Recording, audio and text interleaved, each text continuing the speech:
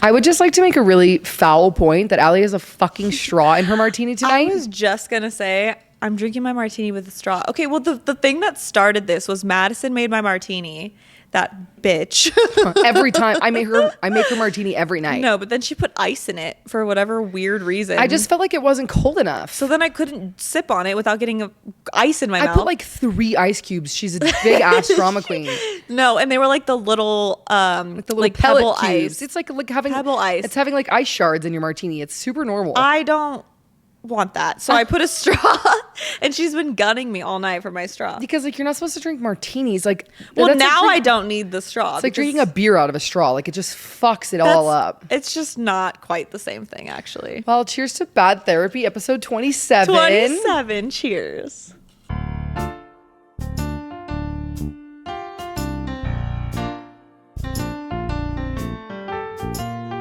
Welcome to Bad Therapy, episode number 27. 27.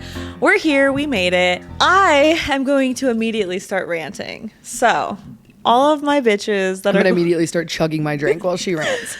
All of my girlies, not my bitches, all of my girls out there that are on the same page as me, because I know there's a lot of us. There's a lot of girls right now going through breakups, dealing with situationships that aren't working out, shitty men, shitty situations, being with people that make you question your worth, make you think that love doesn't actually exist. And I know I was all gung-ho a couple weeks ago. Literally last week. Literally talking about how, oh, just wait, someone will come along and make you change your mind. Listen, I retract. A lot can change in 2 weeks, folks. I'll be honest, okay? This is why we take it to the grave until there's a ring. Fucking put that shit on the podcast. Okay, let me just say. The person that I recently was talking to that I am no longer speaking with, he was a sweet change of pace. Like, he actually made me realize that there are good men out there and that I do deserve exactly what I need, which is someone that can communicate, someone that gives a shit, someone that's thoughtful and considerate and kind, and like all of these things that I feel like, and it sounds silly, but like those were the main qualities that were lacking so heavily in my prior relationships. Yeah, I mean, this guy actually treated you well, and that sounds terrible, but like you've never really been treated but, like, well. Not only just treated me well, because like obviously I've had guys that have treated me well, but like he fit my personal needs. Your personal standard for like what your personal love language is. For what I need. And Madison always tells me like, Allie, you need someone so specific. Yeah, she really does. Like she's like, which, you know, doesn't make me feel great. It's like a fucking like, and it's she true needs though. The golden goose. It's true though. And sometimes I doubt like whether it's out there or not. And like the last person I spoke to really made me feel like I had found it, but there were things that as we do as women, we look over things because we want it to work, right? He treated me so good, which was something that I hadn't had in my most recent relationships, situationships. And the things that I overlooked, they were minor in my mind at the time because they were things such as like personality things. Like when him and I were together, we got along great and this and that, but like he was very shy. I'm very not shy. I'm very the opposite of that. And so I imagined my life once it got a little more serious. What would my life look like with someone who doesn't have the same like ambitions? Who's introverted? Like they don't have the social skills or social like ambition to be social. Yeah. Like they don't have the desire to have a social life in the way that I do, you know? And I thought, you know, we always think we can change people. I thought, oh, well, maybe once he sees my life and like my friends, maybe he'll want that and he'll want this and this and that. And like, he'll have fun and I can show him the world, immediately, you know? Thinking about changing him. Like that's... But I didn't think of it like that. I just thought, oh, there's no way this person, because he was so funny and kind and charming and smart and like witty and all of these things that I was like,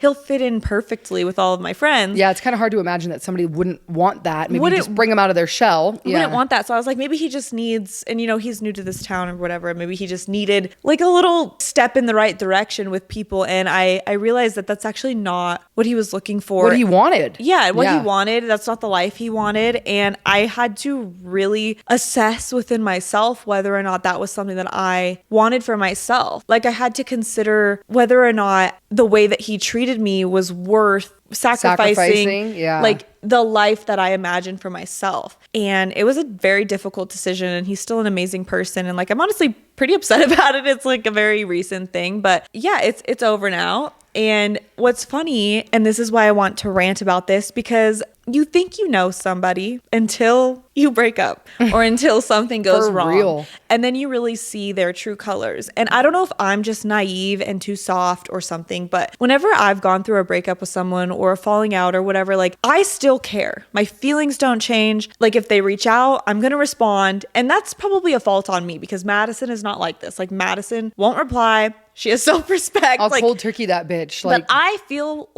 for the person that I 2 days ago loved or cared for or talked to or, you know, whatever it may be. Like I'm just the type of person that cares. And so whenever I go through these situations where something ends and then all of a sudden they don't care. They don't care to text you back. They don't care what you're going through. They don't care how you feel. They don't care if you're upset. They just do not give a fuck. That's not how I operate. And it's really hard for me to comprehend, understand. or like Let go, or just like give space to that person or give grace while they're going through whatever they're going through, just because that's not how I handle those type of situations. And that's something that I've said on this podcast before is like, you can't expect people to feel and act the same way that you do. Well, that's the difference between like a highly emotional person and a highly logical person. Yeah. It's like you are feeling a lot of emotions. Like, you know, you break up with somebody and you still care. You're still emotional. Whereas like someone who's highly logical says, okay, I do still care. I do still have feelings, but like this is what needs to happen in order to move on. And like you're not able to, and it's not a bad thing. Yeah. You're not able to differentiate your emotions from the logistics when your emotions are really high. Yeah. Well, because for me, even if I were able to, though, because it's not like in this situation specifically, I mean, in any situation, it's not like I'm blind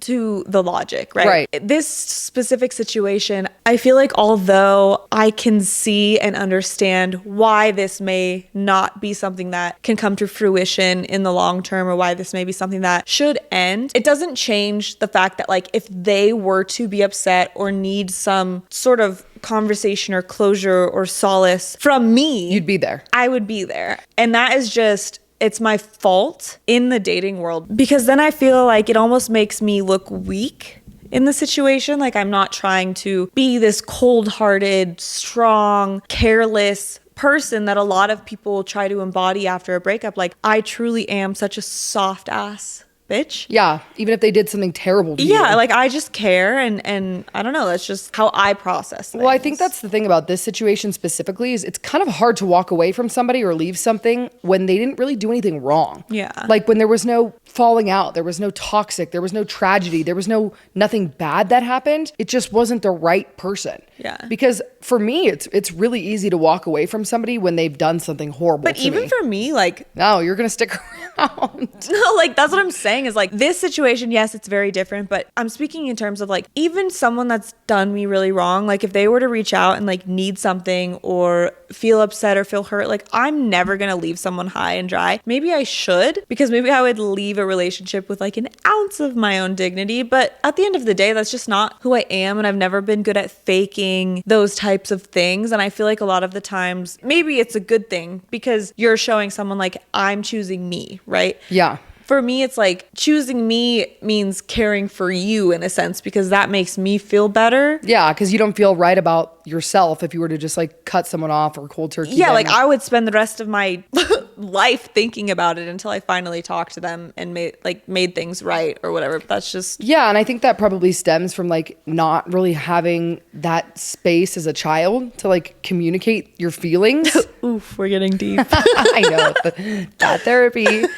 But like, I think where you don't differentiate is that you cannot let someone back in your life that is going to hurt you or that doesn't respect you. Well, You're not going to get anything out of that. One thing I will commend myself for as of recently in like the last few relationships that I've been in, or situationships, or whatever the fuck we want to call them, is truly getting to a place where I realize like I need to choose me, because if you're not looking at my best interest, if you're looking at what's best for you, then I'm going to look at what's best for me. And sometimes what's best for you feels like what makes the sadness go away or what makes the pain go away, or at least in my mind. The instant gratification. Instant because I don't want to feel that pain and I don't want to go through this and I don't want to deal with that. But lately I've found a lot of power in choosing me, meaning choosing things that I don't necessarily want, but I know are the best option for me. Like, and in the long run are going to make you feel better. Yeah. But it's that instant, that high emotion that you feel that kind of pulls you out of that. And you're like, okay, well, maybe I made a mistake, or like I need it to be satisfied. maybe I should be there for them. Or Yeah. freak the F out. Because you feel these strong, intense feelings. And I think a lot of women, you feel these crazy feelings, especially in a toxic and abusive situation when somebody comes back, and you have to like push it away, because when you're able to step a couple of feet back, and instead of it being this you can close, see it more clearly. and then it doesn't feel that intense, but you have to get to that point. And that's why space and time between these things are so important, which I am so bad at, because I'm such an like in the moment type bitch. Yeah. So I've been trying to be better at like giving space and time to things. But ultimately what I've just realized is trust your gut with these things, because if something doesn't feel right, bottom line, the person that you're meant to be with is never going to make you wonder if you're right for them, is never going to make you feel sad. You're never going to spend an entire night up crying, wondering if they love you. You're never going to wonder if they're out cheating on you. You're never going to spend one moment of your time feeling the way you feel about all of these fuckboys in the past if it is the right person. Absolutely. Because if somebody cares about you, you're not going to question it. Your person, your soulmate, the one will never make you feel the way you feel right now. But I think this is a really good example of how every relationship that we go through is a lesson to get us closer to the person that we're supposed to be with. Absolutely. Because for you, it's like you've had so many toxic relationships, so many.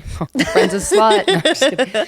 For you, you've had toxic relationships, you've had healthy relationships, you've had situationships, and now you've had a guy who treated you differently than you're used to, very nice and very connective, and something that you were looking for, right? And that is something now, a lesson that you can take into the next person and say, okay, this is an absolute necessity for me. But so is this. And I think as women, as people, I know we talk about women on the pod because it's a girls pod, love our but men. you know, absolutely. As people, especially people who have been in toxic relationships, when you get into a nice, normal relationship, you have boxes that are important to you that you have to check when you meet people. And you might check 80% of those boxes, and you're willing to look at the 20% that isn't checked because your last relationship, there was 3% checked, or whatever that may be. There's never going to be a person that checks 100%, but there's going to be a person that checks so many boxes that the little irrelevant boxes that aren't checked don't matter. Well, something that's not talked about enough is the fact that our first ever toxic relationship is our parents. For some of us, not for everybody, but I think a lot of my relationship attachments and traumas, you know, love my parents. They didn't do it on purpose. They're people too. We're all just trying to figure out this life, but that was my first connection to any relationship that I've ever had. And I genuinely feel like it's not talked about enough how much that relationship truly molds your future for romantic relationships. And affects the people that you're going to choose to be with. What you look for, who you decide to keep around you, what you feel you deserve.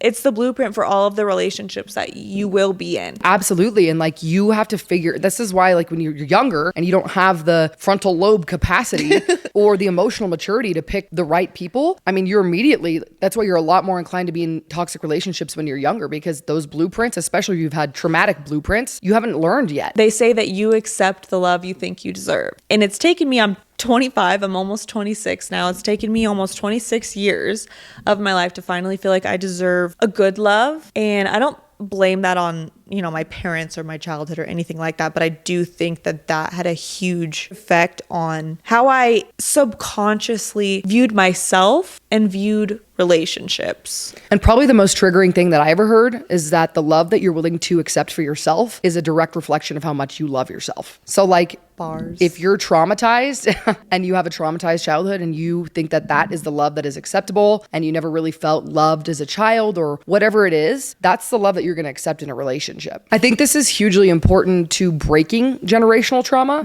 because the issue is you go your whole life with these thoughts and these feelings and they're subconscious. You don't even realize that this is how you were raised and now how you function.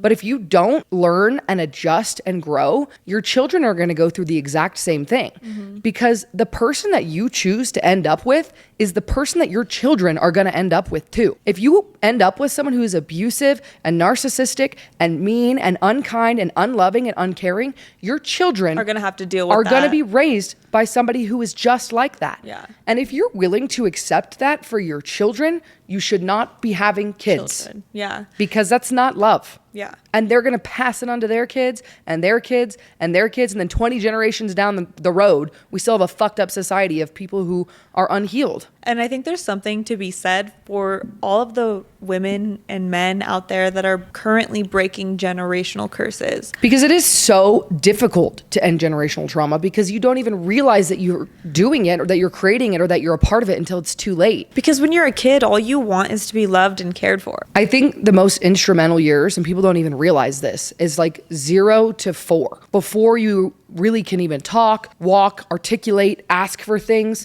This is the age where, you know, they say skin to skin contact with the mother, or even like dropping your kids off at daycare can cause abandonment or anxiety issues. No, they say that literally something as small as you being left at home for an hour while your mom goes to the grocery store and you don't think she's coming back for you when you're a child can instill lifelong damage in you, that you have abandonment wounds now for the rest of your life because you didn't think your mom was coming back. And that's with you forever. And the only way to overcome that is to like go to therapy and dive deep into where that fear originated from. Well, and that's exactly it. When it comes to breaking generational trauma, it all comes to taking accountability for your own emotions, because you have to be able to, no one's going to grow up perfect. That doesn't happen, but you have to be able to take accountability for growth and for accepting, not even just accepting, but realizing what your problems are. Because a lot of us, I think we just sweep things under the rug and we don't even realize. I think our current generation is doing a good job at breaking that barrier down, because I think the older generations, like our parents and their parents, that is what they would do. They would sweep it under the rug. Like, this doesn't hurt me. I don't feel this. Being in pain or being upset is known as weakness to them. Yeah. Whereas to us, that's strength, because I truly do believe that the strongest thing you can do for yourself is to feel your emotions. I'm like, that sounds so silly, but do you know how hard it is to feel your emotions? Do you know how easy it is to sweep them under the rug and pretend like they don't exist? Well, and that's why it's so important to pick a partner who can do that, who's capable of that. Because even if you're doing it all and your partner's not, like, your kids are going to see both sides of that. Your kids have to grow up in an environment where they feel safe and loved and they see safety and love, right? Because kids are very impressionable. It's not just what you say. They absorb everything around them. And that goes into like the generational curses and being broken and being a child and being traumatized and having all of these, you know, wounds that are created when you're a child that I don't think are inflicted on purpose, that I actually know were not inflicted on purpose. But in most cases, yeah. In most cases, but it's like, that's where it's so important to recognize everything you do when you're with your kids matters. Yeah, and like, honestly, this is where the argument of kids going to daycare or not comes in, because like, no shame whatsoever to people who put their kids in daycare. I get it, zero shame. But for me, it's like, I am terrified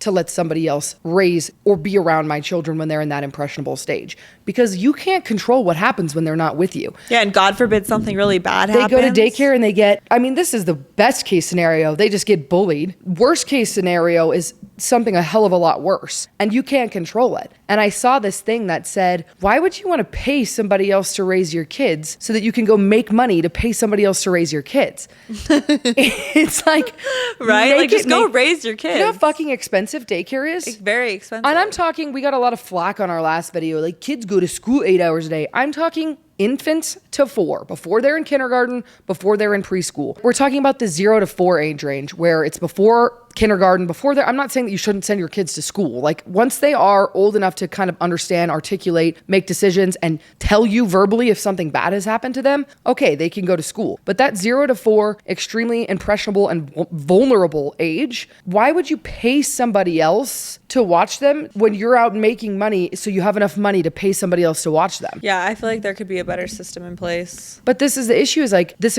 in this economy, a one family income, it usually is not enough. Mm-hmm. So you have to go out and work, and then you don't have the opportunity. I can't even imagine what it would feel like to be a mother who was ripped away from their young children because they had to go work. Yeah. And then something bad happens to your kid. The guilt, the shame that you would take on, like, it's just a fucked up society we live in. We used to live in a society where, like, raising children and raising your family and being a mother and a homemaker was the only fucking thing that mattered. Mm-hmm. Because you raise kids who are good and who can do good things in the world, instead of a kid that got, like, fucking molested. I would argue, though, that our generation is the best example of that, because I feel like the generations prior to us, they haven't really cared about those things. They have been more focused on work. They have been more focused on their own personal lives. They have been more focused on on themselves than raising children. And I feel like this is the first generation that I've seen where collectively we are all very brutally aware of the effects that that has had on us. On us specifically, and yeah. how we want to change that. And as a generation, break that curse.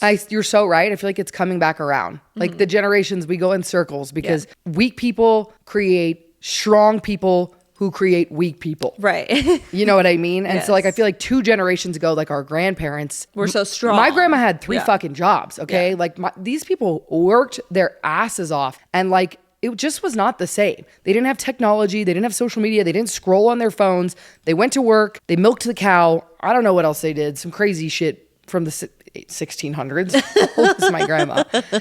And then they had our parents, and our parents had a little bit more freedom. And I feel like our generation of parents, they partied quite a bit. Like this was a very drug heavy generation, a very kind of responsibility free generation, but still not us. And then they created us, who's like the most, I feel like, emotionally intelligent generation. Very emotionally aware, yeah. I feel like our generation is a lot more particular of who they choose to be with. It's not so much anymore just like, let's marry, settle down, and have kids. Let's get married when we're 15. It's like women are now in their 30s and mid 30s choosing to be alone because, well, I don't know if it's always been this way. Obviously, I've only been alive for 25 years, but the men are not menning the way that they fucking should be. And something that I heard recently that I really fucking liked, because it's something that I struggle with, the let them theory. If someone is going to break up with you, if someone's going to leave you, if someone doesn't want you around anymore, let them. If it's a friend, if it's a boyfriend, if it's a family member, whatever the case may be, let them be them. Release control. I have a problem with trying to control situations, and all it does is stress me the fuck out. all it does is fuck up your peace. I just worry and I worry and I worry. And you know what? Worrying does not fix or change the outcome of any situation. Yeah, absolutely. So if someone wants to leave you, let them. Let them leave. Let them say, I wish you the best, and let them go. And I know it's hard, but when you are trying so hard to control the outcome of a situation, maybe you want to beg this person to stay because you love them so much. The reason you're trying to beg them to stay is because you're trying to control the situation. The way that you take your control back is just by letting them leave. Let them. That's the thing. Like, choose yourself, because they're not choosing you. So why are you fighting for someone that isn't choosing you? And when do you come into the picture? The only time that you come into the picture is when you put yourself first. Choose yourself and let them leave. And the only thing you're doing when you don't let them is fucking up your own peace. And dignity. And if you want to walk out of any relationship with like the smallest shred of dignity, let them leave. Here's one thing that I've learned. If someone's going to cheat on you, they're going to cheat on you no matter what. No amount of worrying, no amount of losing sleep, no amount of checking their phone, keeping tabs on where they are, checking their stories, telling them they can't go somewhere, letting them go somewhere, going with them places just to keep an eye on them. If someone is going to cheat on you, they are going to cheat on you, and no amount of worrying or lost sleep is going to prevent that. So girl, if you're up late at night worried about this guy, go to sleep. If he's out with his friends and you're worried he's going to cheat on you, we may have other things to be concerned about, the fact that you may be worried about that, but like, go to sleep. because there's nothing you can do to change it. You losing sleep Yeah. is not going to change the outcome of that situation. And looking through his phone and not allowing him to go out with his friends and trying to control the situation is not going to change the outcome of that situation. No. There's nothing you can do about the way that somebody's going to treat you. If somebody's going to treat you like that, if you're worried about someone treating you like that, Then we should reassess. you probably shouldn't be with them in the first place. Right. But But if it's coming from past traumas where you're like, well, I've been done dirty in the past and I can't trust, like, all I have to say is you worrying yourself sick at night while he's out with his friends, or you stalking their story or stalking his friends' stories, or whatever the case may be, because we've all done it, is not going to A, answer your questions, or B, prevent him from cheating on you. If you're dating someone that is capable of cheating on you, then he's gonna, do can't- it no matter what. you can't stop him. There's nothing that you can do, say, feel that's going to stop him from doing that. And that's where you need to take accountability for your own feelings and say, hey, I'm feeling like this because A, either past trauma, or B, you're fucking shady, and take it from there. But disrupting your own peace is not going to solve the problem. And Madison might be able to speak on this a little bit more heavily, but like, I feel like if you're with someone where you feel that concerned, maybe don't be with them. Because I feel like at all, you shouldn't have to worry. Well, and it's funny that you say that because I actually have a story time about this. So the person that I'm with now, I don't worry about him cheating at all in any way, shape, or form. Like, he goes to a bachelor party in Vegas. He goes to see his army friends in Miami. Like, I do not worry. Bachelorette party. I do not worry about it at all. And I'm someone who's very traumatized with cheating. So you'd think that that would carry over. But when the point of this is that when you're with a person who makes you feel safe, you don't worry. So in a previous relationship, this guy was like a serial cheater. This is the domestic abuser that we have mentioned many times. He would That was me throwing up. He would go out and I would like fucking pull my hair out. Like, I just knew. And he would come home and his phone would be clean because I'd scroll through it aggressively. One night he went out and he came home late. And in the morning, his phone had a text message that he didn't have time to delete yet. And it was from a number that wasn't saved. And it was like, I had so much fun last night. It was great hanging out with you. I march my happy ass downstairs and I call it. She was like, hey, baby. And I was like, hey, baby, who is this? Who the fuck is this? Yeah. And she was like, what? And I was like, this is his girlfriend. Who am I speaking to? Why were you texting him? What happened? She proceeds to tell me this whole story about how, one, he's very single. Two, they've been seeing each other for weeks. Okay? Tells me everything, spills the tea. So I go upstairs, I'm packing my shit in a bag, all my shit in a garbage bag, being really dramatic, and he wakes up. The man proceeds to lie through his teeth. My dumbass believes him, even after I talk to this girl on the phone, stays with him. A couple of weeks later, he goes out again. I'm pulling my hair out again. He doesn't think I'm at the house because we didn't live together at the time. And I'm upstairs in bed, okay, at 3 a.m., sleeping. He doesn't know I'm there. Yeah. I hear him come home and he's walking up the stairs and I hear like laughing and giggling. And I was like, that's odd. This motherfucker walks into the bedroom, 2 wine glasses, a wine bottle, and a girl behind him. I'm sleeping in the bed. I sit up. I look at them. And she looks at me. and I looked at her.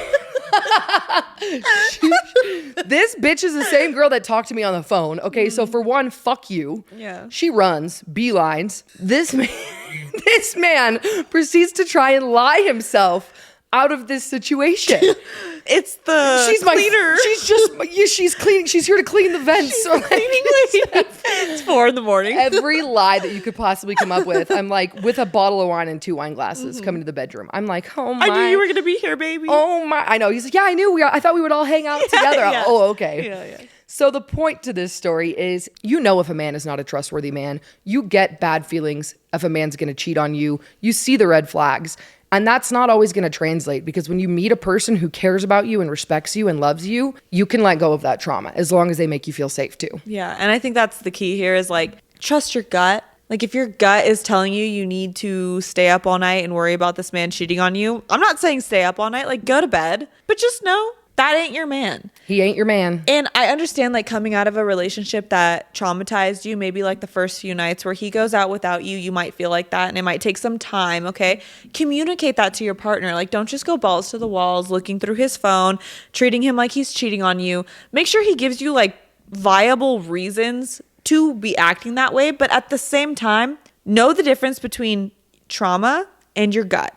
And don't be toxic, but also don't accept bullshit from people. Yeah, like if you're feeling this way because it's from your trauma, be able to decipher that. Because if the person you're with has never made you feel that way or feel like they can't be trusted, then don't ruin it by bringing whoever fucked you over's trauma back into your current relationship. Communicate to them. Say, hey, this is bothering me and this is why, and I'm not blaming you for this, but like, this is how I feel and it's really affecting me. You'll talk about it the next time they go out. You don't get to feel that way after that. And they can communicate. Like, that's what it's all about, communication. And if you do feel that way, you should be able to communicate that to them without them getting defensive if they have nothing to hide. Or being shitty about it. If they truly care about your emotions and your past, then they're not going to get mad at you for communicating. The only time that I think it's justified for them to get mad at you is if you just jump to conclusions. Absolutely. And this is where it all comes down to the morals of a man. Because if you're with a guy and he cheated on his girlfriend with you, and that's why you guys are together.